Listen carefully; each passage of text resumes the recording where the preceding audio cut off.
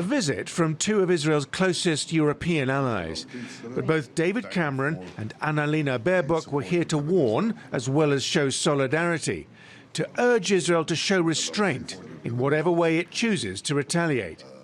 Netanyahu may have listened, but stressed Israel would act as it saw fit. I thank our friends for their support in the defence of Israel, and I say this, both support in words and support in actions. They also have all kinds of suggestions and advice. I appreciate it, but we want to make it clear.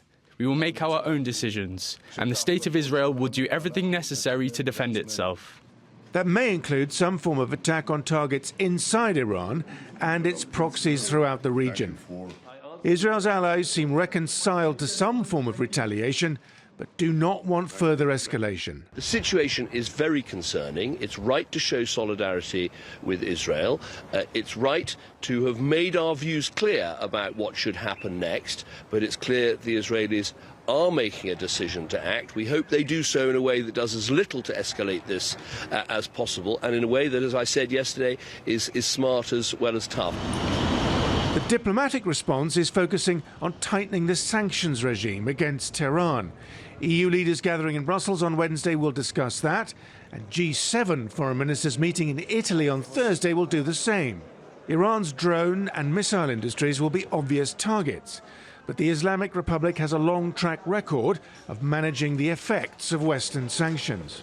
And I think there's more that we can do to show a united front that Iran is behind so much of the malign activity in this region, backing Hamas, backing Hezbollah, backing the Houthis. They need to be given a clear and unequivocal message by the G7, and I hope that will happen at the meeting. In Tehran, a military parade marked the country's Armed Forces Day, and its president warned of the consequences of an Israeli counterattack. If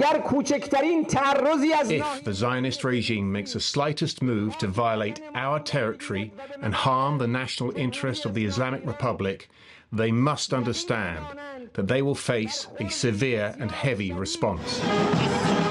Iran's attempted attack against Israel has united its allies in its defense. It has also diverted attention from the ongoing humanitarian crisis in Gaza. The Israeli government will be balancing the need to deter future Iranian attacks with the need to keep its allies on side. Simon McGregor-Wood, TRT World.